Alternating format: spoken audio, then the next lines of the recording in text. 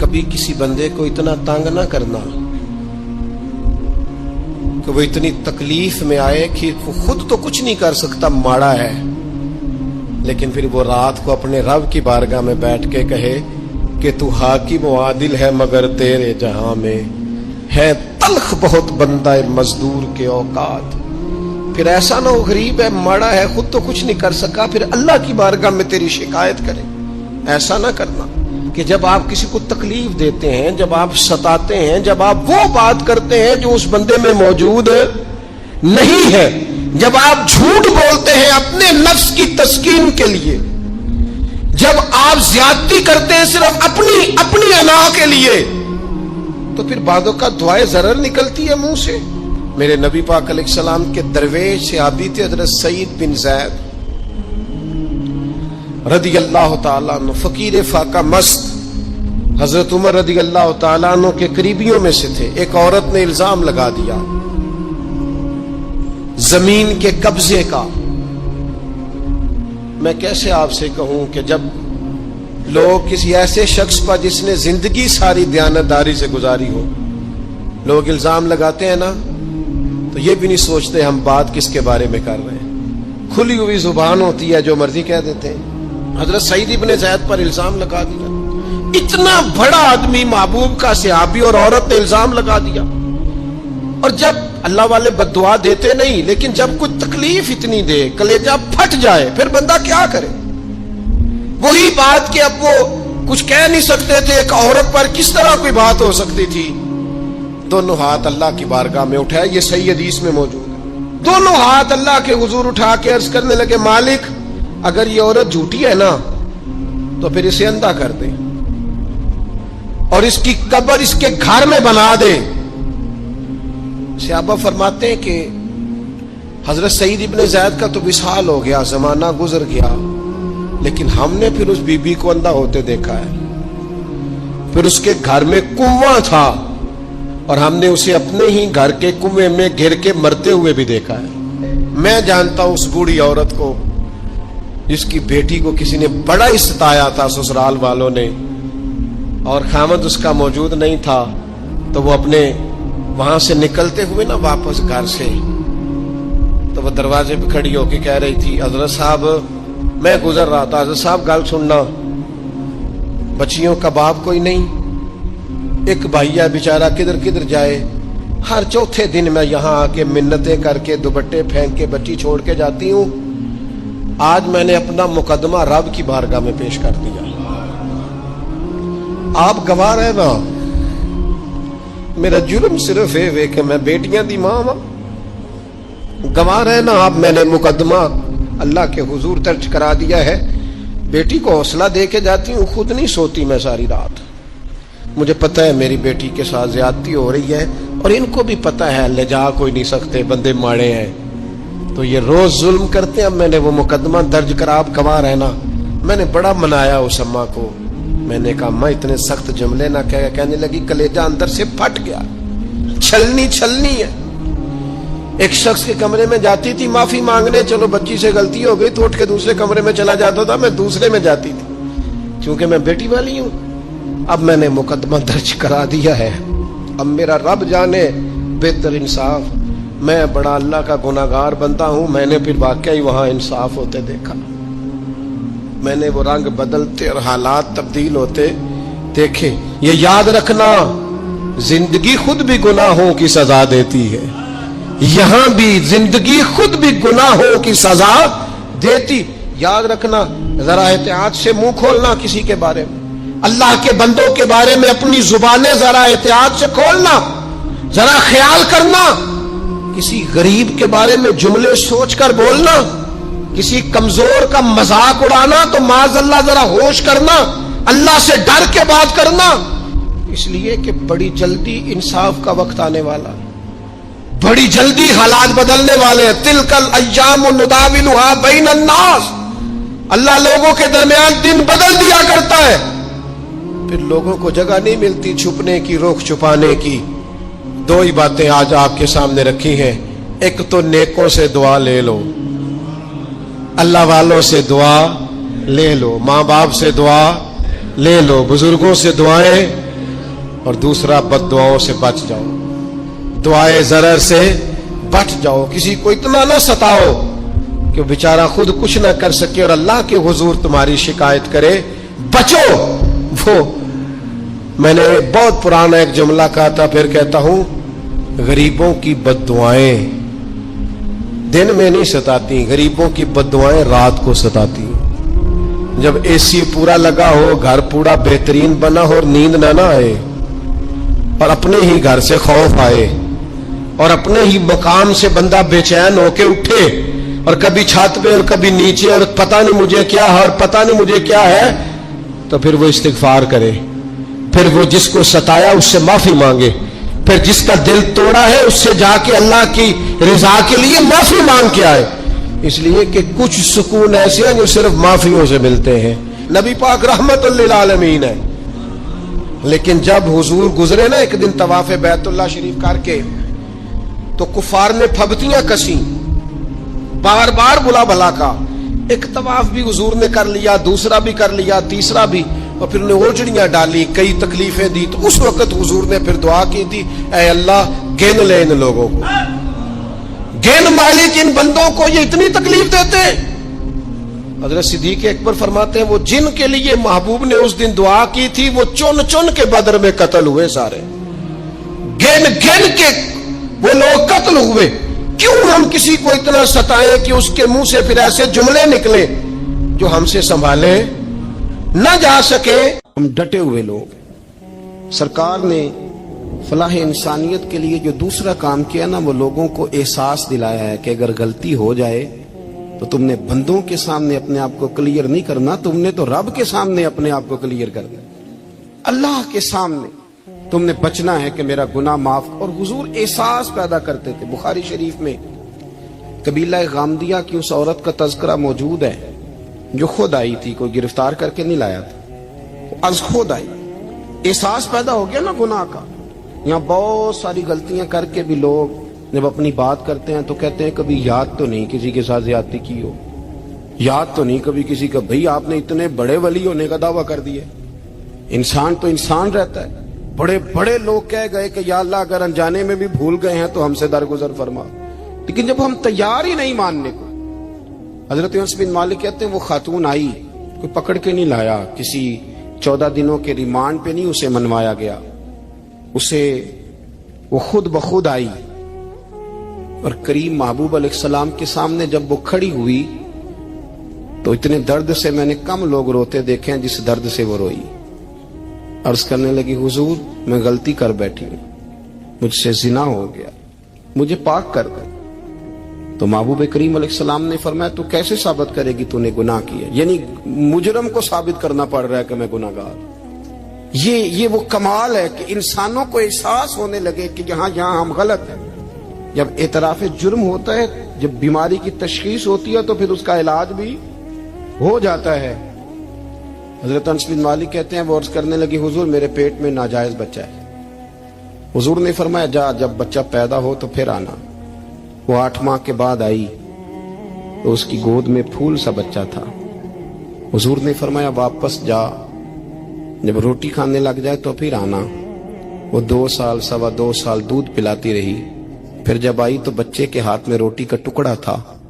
کریم محبوب صلی اللہ تعالی علیہ وسلم سے آ کے جب اس نے بات کی تو وہ درد سے روئی، کہنے لگی یا رسول اللہ 3 سال ہونے کو ہیں، میں نے گناہ کیا ہے، میں ساری رات سو نہیں پاتی۔ حضور تڑپتی، اگر اس حال میں مر گئی تو اپنے رب کو کیا منہ دکھاؤں، مجھے پاک کر دے، میرے حال پہ رحم فرمائے۔ محبوب کریم صلی اللہ علیہ وسلم نے بچہ ایک صحابی کو دیا، فرمایا بچوں کی طرح پالنا، اور کہا اسے لے جاؤ، پتھر مار مار کے اسے سنسار کر دو۔ صحابہ کہتے ہیں اسے پتھر لگ رہے تھے اور حضور بے چینی کے ساتھ ٹہل رہے تھے۔ آ کے خبر دی حضور وہ تو وصال کر گئی، انتقال ہو گیا۔ فرمایا یہاں تک تو بات اس کی تھی۔ حضرت انس بن مالک کہتے ہیں اب محبوب کریم نے صحابیات سے فرمایا اسے غسل دو، کفن پہناؤ، جنازہ تیار ہو جائے تو مجھے خبر کرنا۔ حضرت انس بن مالک کہتے ہیں غسل ہوا، کفن ہوا، جنازہ تیار ہوا تو حیران ہم تب ہوئے جب میرے محبوب نے فرمایا صفیں بناؤ، میں خود جنازہ پڑھاؤں گا، میں خود جنازہ پڑھاؤں۔ اور سرکار نے جنازہ پڑھایا تو ایک شخص کی زبان سے نکلا، حضور اس ملعون کا معاذ اللہ جنازہ جس نے ناجائز بچہ جنا، اس کے لیے آپ دعا کر رہے ہیں، جنازہ پڑھا۔ حضور فرمانے لگے خاموش ہو جاؤ، تم نے گناہ دیکھا ہے، اس کا احساس نہیں دیکھا، تم نے غلطی دیکھی ہے لیکن اس کی توبہ کا انداز نہیں دیکھا۔ اور صاحب کنز العمال نے یہ لفظ نقل کیے ہیں کہ کریم محبوب فرمانے لگے اس نے تو ایسی شاندار توبہ کی ہے کہ اگر میں اپنی ساری امت میں بانٹ دوں تو اللہ سب کی مغفرت فرما دے گا۔ احساس جب پیدا ہو جاتا ہے نا اپنے دل کے اندر کہ یہاں میں غلط ہوں، ان العبد اذا اعترف ثم تاب تاب اللہ علیہ او کما قال نبی صلی اللہ علیہ وسلم، رواہ مشکات۔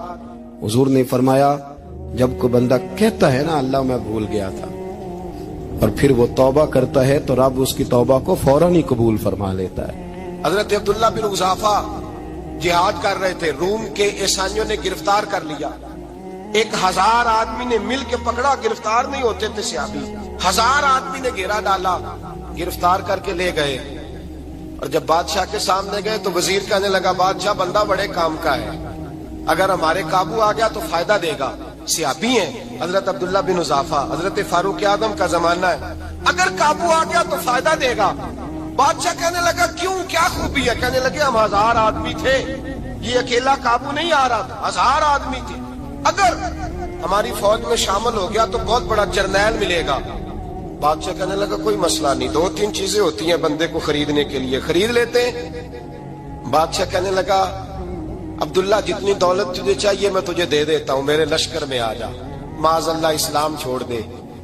حضرت عبداللہ بن حذافہ کیا فرماتے ہیں بڑا تو بیوقوف ہے، میں نے دولت کمانی ہوتی تو مدینے میں بیٹھ کے تجارت کرتا، میں دولت کمانے نہیں نکلا، میں تو رسول اللہ کی رضا کمانے کے لیے نکلا ہوا ہوں۔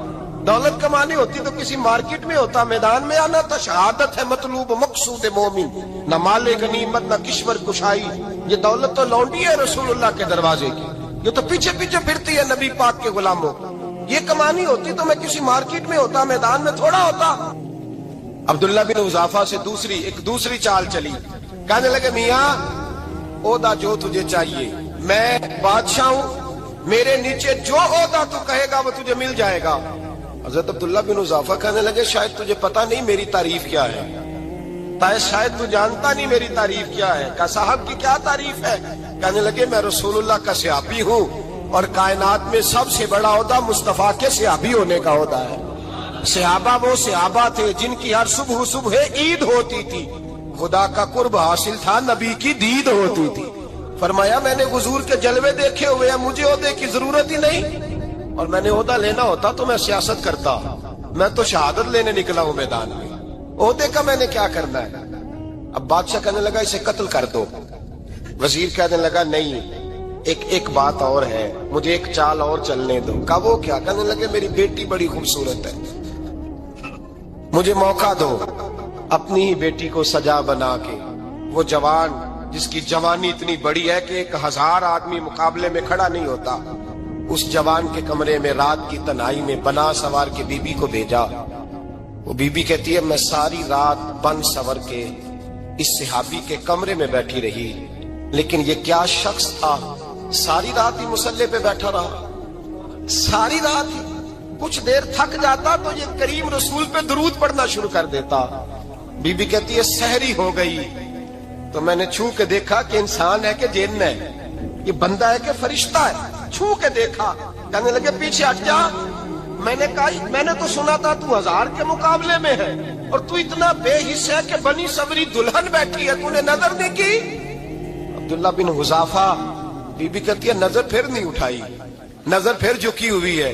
کہنے لگے بی بی میں مجبور ہوں، اب میرے اوپر کوئی حسن نہیں چلتا، میں نے جلوائے بدوہا کا دیدار کیا ہوا ہے، اب میری نگاہوں میں جچتا نہیں کوئی، اس لیے کہ جیسے میرے سرکار ہے ایسا نہیں کوئی۔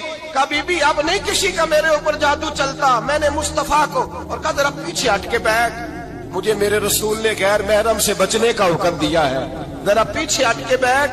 سحری کا وقت تھا، وہ بی بی کہتی ہے اس نوجوان کے جملے میرا سینہ چیر گئے، کلیجہ پھٹ گیا، چیخ نکلی، میں کفر کے عالم میں روئی۔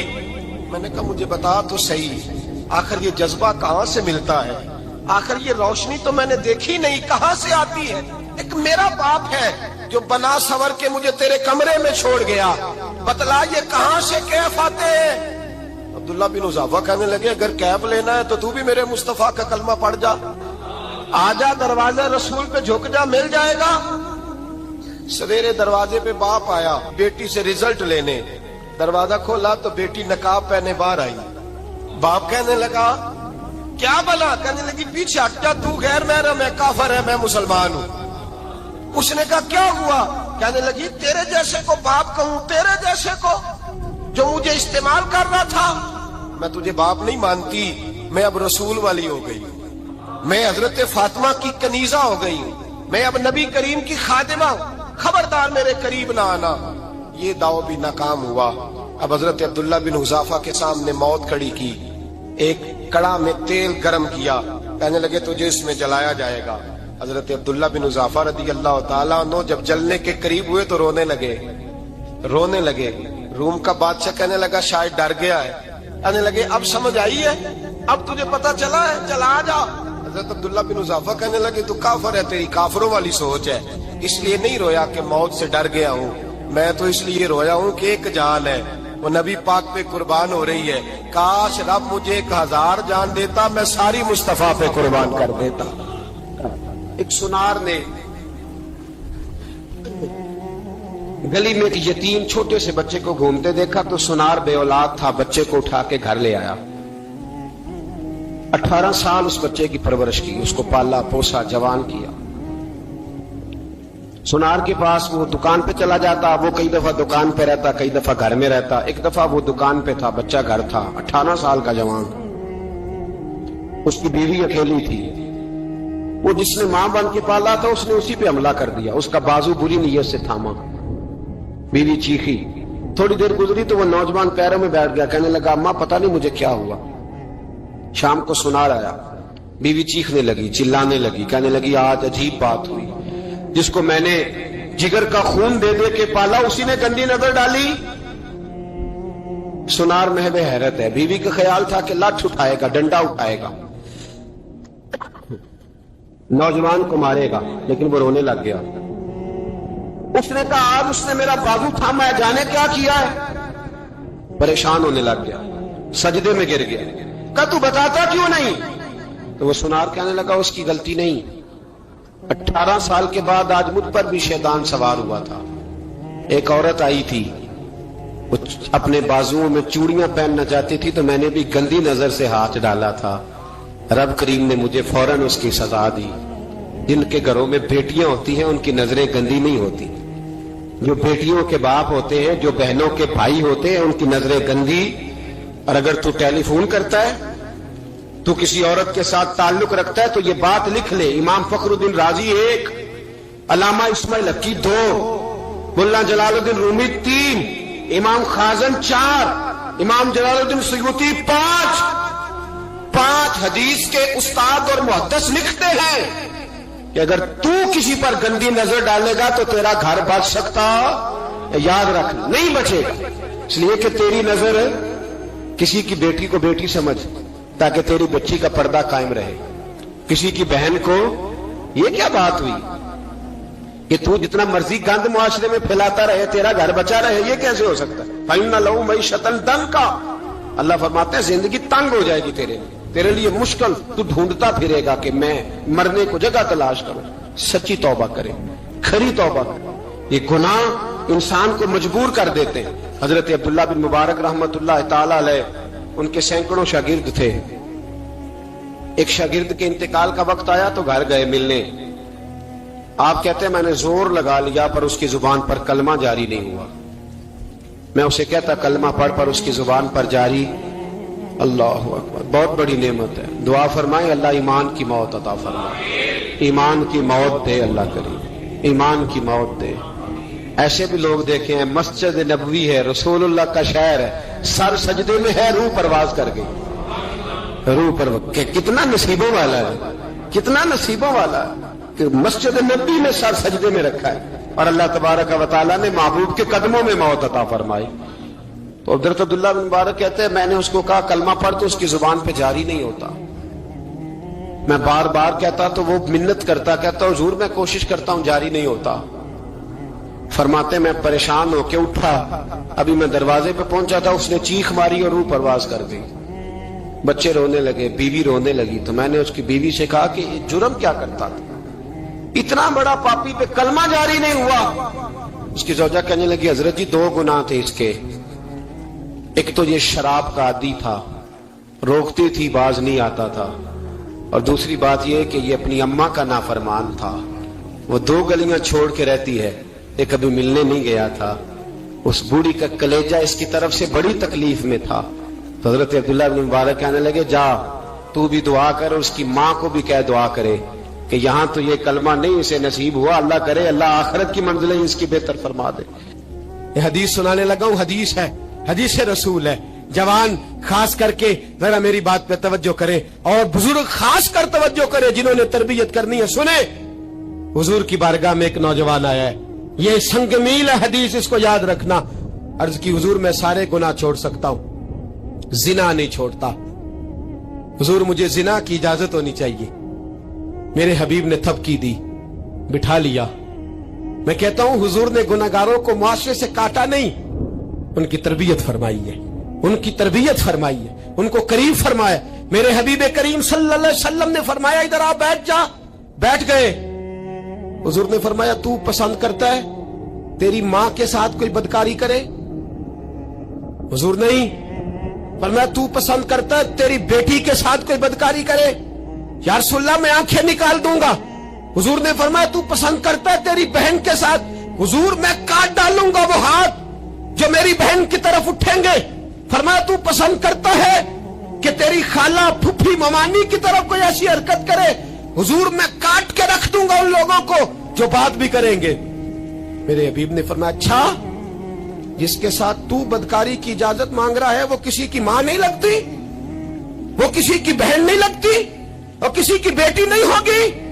یاد رکھے ملا جلال الدین رومی 1، امام غزالی 2، اعلی حضرت فاضل بریلوی 3، بزرگ متفقہ طور پر لکھتے ہیں، فرماتے ہیں جو گند کے ساتھ دوسرے گھر میں تاڑتا ہے وہ اپنے گھر کی خیر منا لے، جو گندی نظر دوسروں پہ رکھتا ہے وہ اپنے گھر کی خیر منا لے، اس لیے کہ جو جرم وہ کسی کے کھاتے میں ڈالے گا وہ سزا بن کے اس کے گھر کی طرف لوٹا دیا جائے گا، جو بدکاری وہ کسی کے کھاتے میں ڈالے گا وہ سزا بن کے اللہ اس کے گھر کی طرف لوٹا دے گا۔